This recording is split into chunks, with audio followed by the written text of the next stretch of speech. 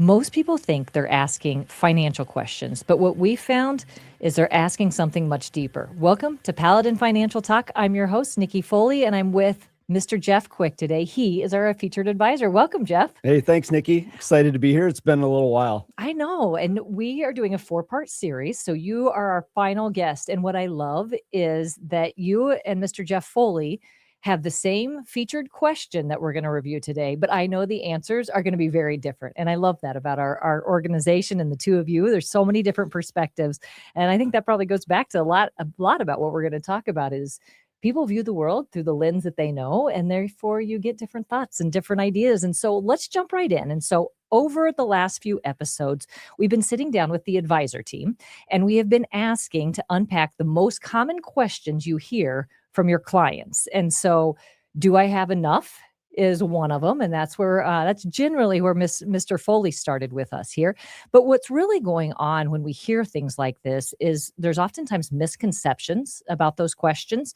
I think they're looking to you maybe to get in there and even reframe it for them. And they don't even know that they're asking that of you. Yeah. And then there's a deeper truth that oftentimes drives some of these conversations. There may be an emotional bit to this, and that is part of your responsibility as a financial advisor is to also somewhat manage that piece of it as well, the emotional side.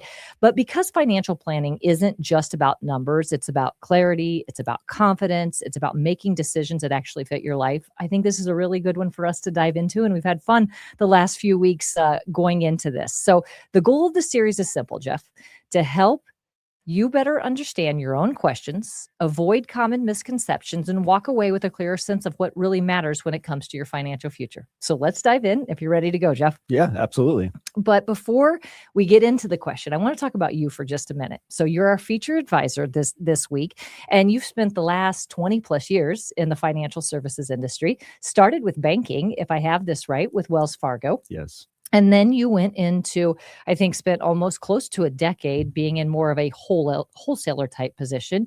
You started a tax planning or tax preparation group during that time. And that group was working exclusively with financial advisors' clients. So it was really close to and sticking with the financial services portion of things. And then you went to principal. You've done a lot of work on the 401k and small group benefits.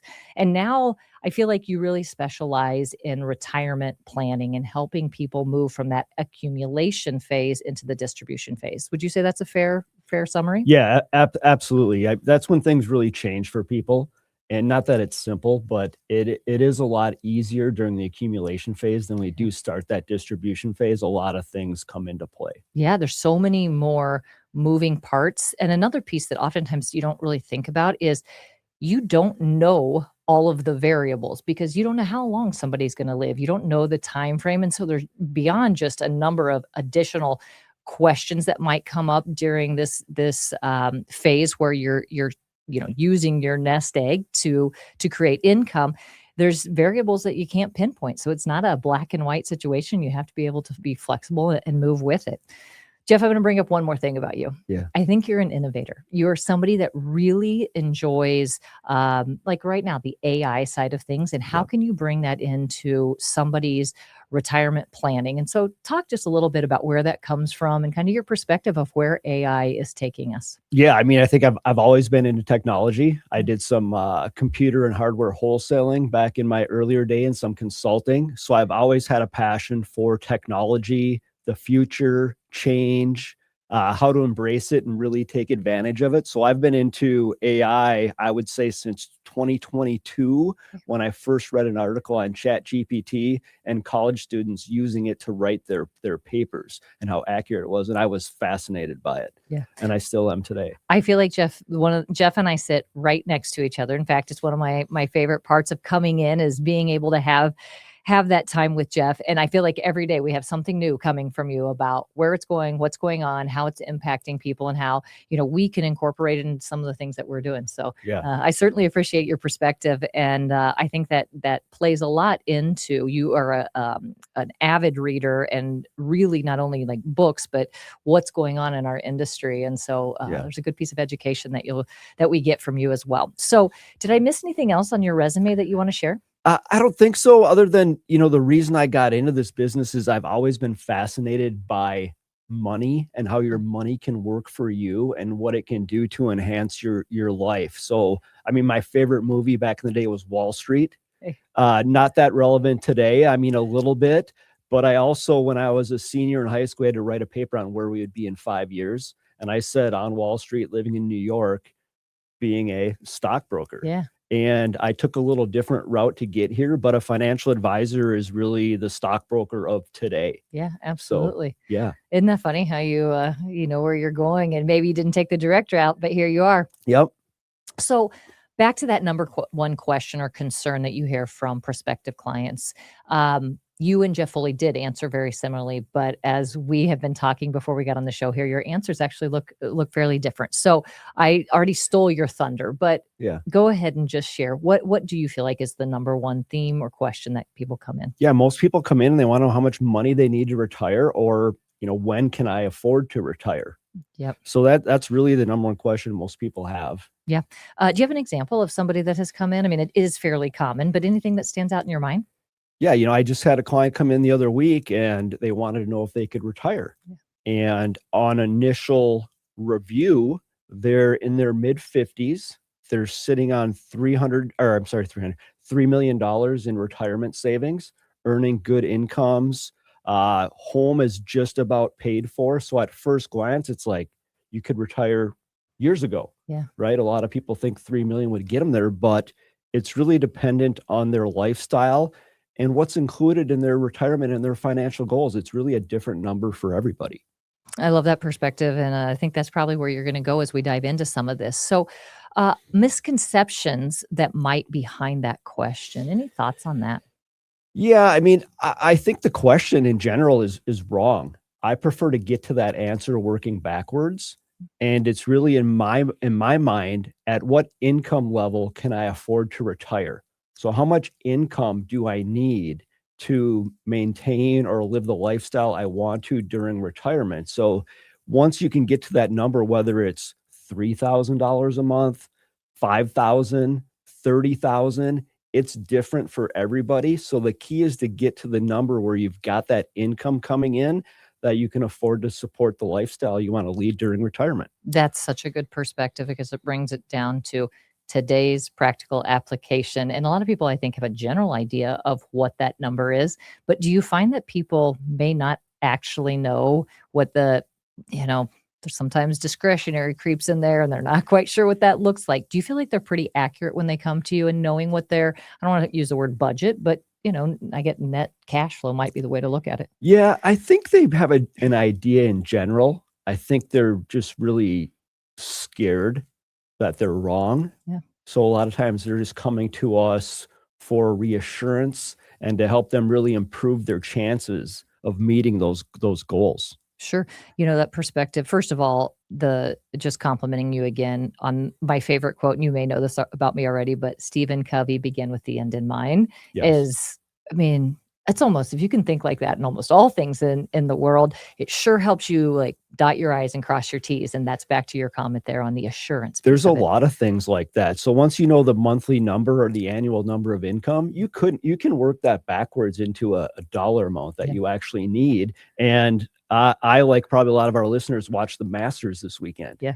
And a lot of golfers will work backwards. Instead of just hitting a driver as far as they can, they'll start with the distance from the green and what their preferred club is to hit into the green so they can get as close to the hole as they can and work backwards from there. So they're not taking more club, or in this case, more risk than they need to get to their end goal. Sure. What a perspective. And I always like that. I don't know what the quote is, and so I won't even attempt to go there. But one of the things that I appreciate about you, Jeff, and the way that you look at the world is, let's figure out how to make this as simple as possible so that, any basic person can understand what we're talking about. It doesn't have to be more complicated than what you're able to make of it. And then that's when you hire professionals around you to fill in the gaps. Hire professionals. And that's another way I actually utilize AI these days. is I know the technical answers,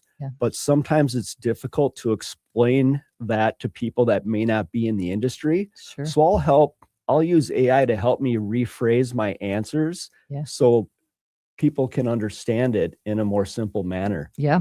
What was the TV show that was on for so long? The fifth grader. Yeah, are you smarter than a fifth Yeah, grader? because Yeah. yeah, and people read at a much lower level than what you might expect, but you do have to put it in basic terms. So anything that you feel like you have to reframe for people as they're going through this experience and working backwards and finding that number.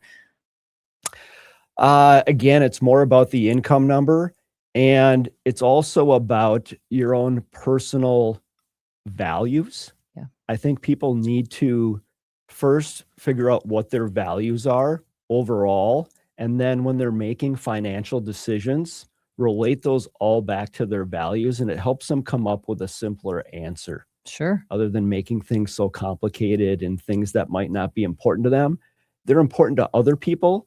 And if they can avoid trying to keep up with the Joneses and just say, hey, this is what my priorities are and my family's financial priorities, and focus on that, the picture becomes a lot more clear. Yeah, it's the concept of if you know what that northern light or what those values are for you, it's not you keep that front and center. It's not as easy to get distracted along the way and want this or want that, or especially when you're working on a limited income and Yeah. pulling from the bucket that you've worked hard for. Yeah. You have to be a little bit more disciplined from that perspective.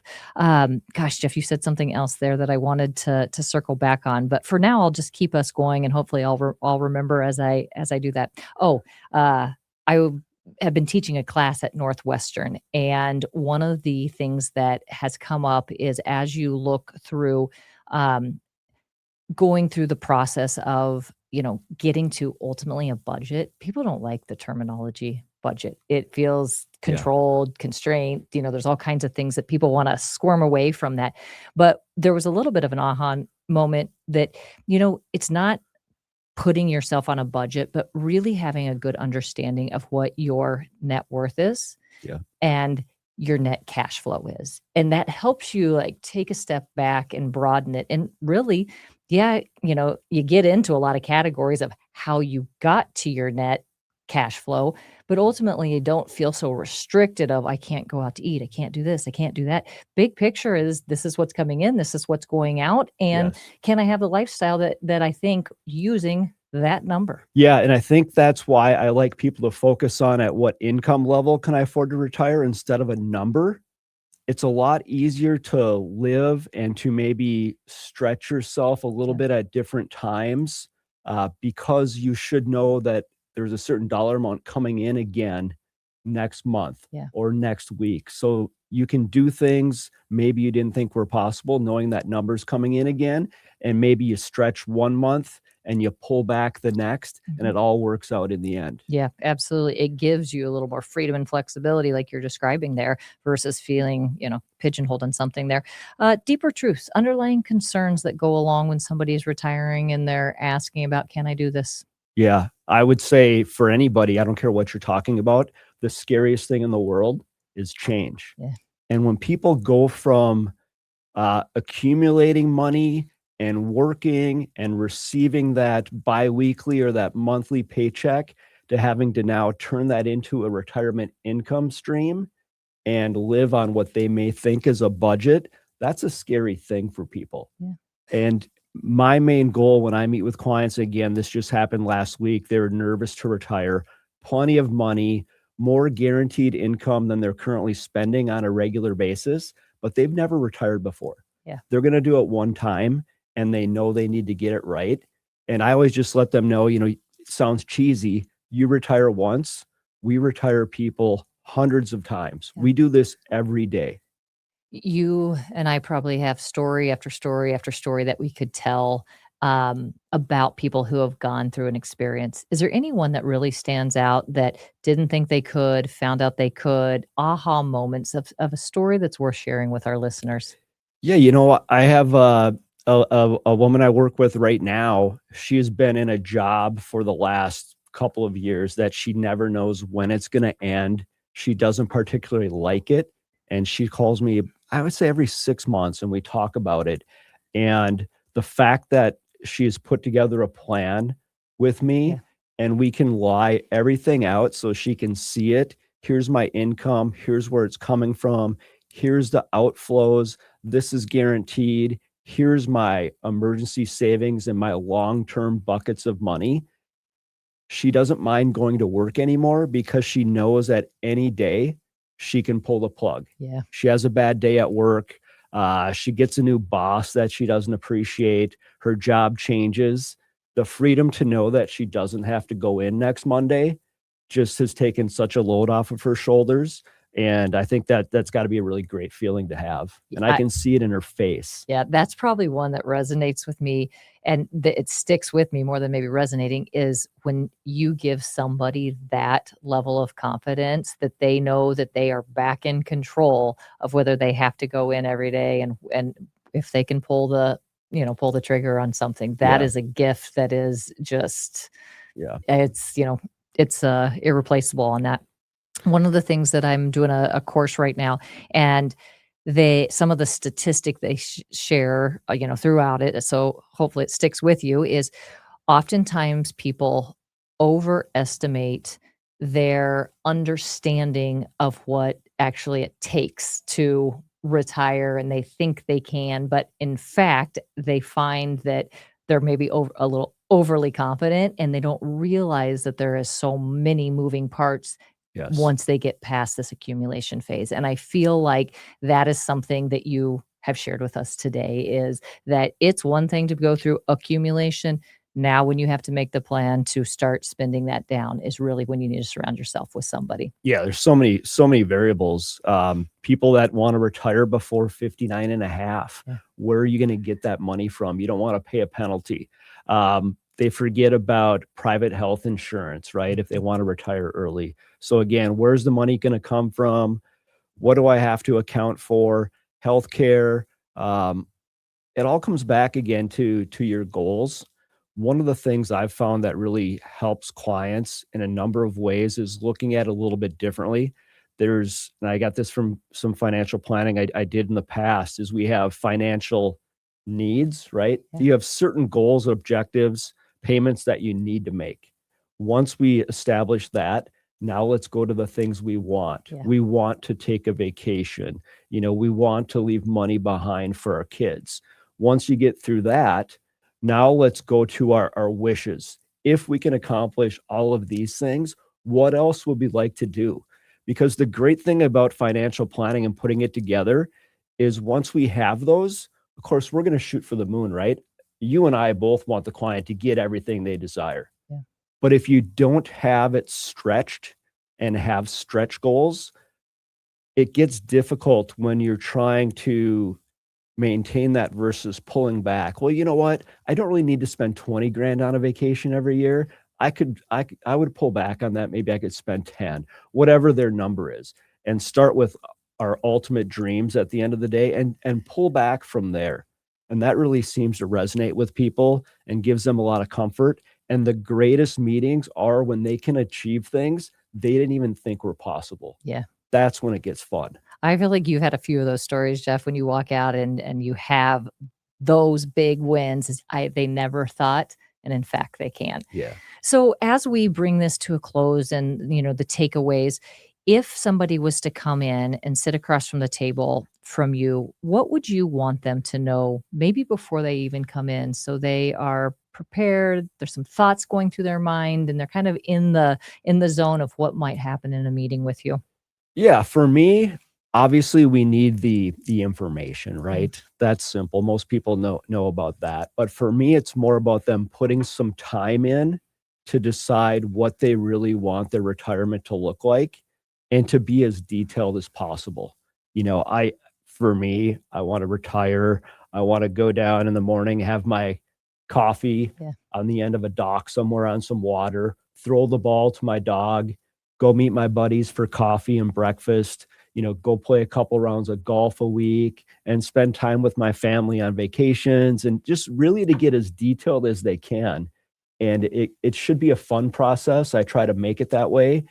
And as you stated at the beginning of our conversation, there's always two answers to everything. There's the financial answer. Yeah. That's pretty simple for us. We're in the industry to answer their financial questions. But the biggest challenge is dealing with those emotions, both good and bad, like getting somebody excited and getting them to know that they can achieve all of their goals, as well as, it might not be the best financial decision. And the number one thing I go back to is, should I pay off my home?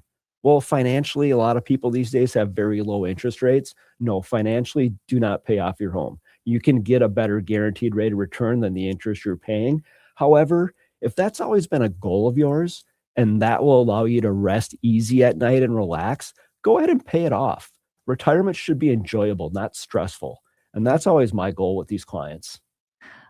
Jeff, you shared a lot of really great things with us today, and I'm going to kind of recap what I think I heard you say. And if I missed something, just fill in the gaps for me here. But Sure. what you just ended there with is really, starting with a vision and what you want it to feel like and what the ideal retirement day is, whether it's throwing the dog to or throwing the ball and to the dog and sitting by the lake. So starting with that vision and then making sure that you understand what your values are so that you don't get off track and that you have really good clarity of where you're going and where you're not going. And then it really is as simple as having a number, an income number, and break it down if you want to a monthly number that we can make all of this come to life. And then really part of it is getting excited about it and having the motivation. And then it's really the job of the professionals that are around you to help make sure that you dot the I's, that you cross the T's, that you're consistent, that you understand some of the process that goes into it, but you take out all of the more emotional stuff when you're working with a professional. Did I hit on most of the things correctly there? Yeah. I think that sums it up pretty well. Um, there are always clients that can afford to retire that don't, or they delay it, or they've got a lot of guaranteed income and they have this chunk of money that they're never going to touch. I'm always looking for ways for them to enjoy all the hard work they put in, whether that's, taking some family vacations, taking a nicer vacation, whatever it is. Yeah. I always tell them, I think I'm one of the few advisors that encourages them to spend their money. Yes, enjoy it. Yeah. You worked hard. What are we doing? Let's have some fun. I'm having fun making the plan. I want you to have fun living the plan. Yeah. It's really fun. We live in a world where we get to hear all the doom and gloom that's happening around us. And so finances are not always easy for individuals, and there's a fear that goes along with them. And so what you just said there is, there are things that are going to happen in all of our lives that maybe are reasons that you should go spend your money. Like somebody has passed earlier than you expect them to, or you just don't know what's guaranteed. And so if you can have a plan and you can get in there and you can enjoy life, like that's part of the objective on all of this too. 100%. Well, with that, one of the things that we have been offering along the way here is if you are not working with a financial advisor, or maybe you have been with the same person for many years, we have a set of questions that are available for download. That it is questions to ask or to ask a financial advisor when you're interviewing with them, when you're sitting across from them in the first meeting. And so we're making that available to all of our listeners as a download, or you can certainly reach out to us and just request those. But it's nice to have some things that maybe you haven't thought about in a relationship, or if you want to start a relationship with a financial advisor. So if you're sitting here thinking that anything that came up today, this sounds like me, or you want a second opinion on where you stand on this, we offer a 15-minute conversation, no obligation conversation to help get that clarity. And then that really usually leads to a first, face-to-face appointment. There's usually enough in there. They're like, oh my gosh, I need to have that one-on-one time. And so we do an hour consultation for most people, as well as the next step from there. So if you're interested in any of this, you can visit our website at paladinfinancial.com, and you can click the booking tool in the top right corner and look for Mr. Jeff Quick's name on there. And you can set up one of either the 15-minute consultation or that initial 1 hour complimentary consultation, or just call the office at 651-842-8406. Anything else that we should follow up with before we get off today? I don't think so. I think just take advantage of all the hard work that you've put in. Yeah. You deserve it. You worked hard your entire life. Let's enjoy the fruits of our labor, and let's get retired as soon as possible. All right. I'm hearing you say, let's have some fun. That's the motivational piece that we've been talking about with Mr. Quick. And so follow us on social media. We are on all the platforms for insights, resources, upcoming content. So YouTube, Facebook, Instagram, LinkedIn. And thanks for listening. Thanks for joining me today, Jeff. We appreciate it. And we'll see you on the next episode.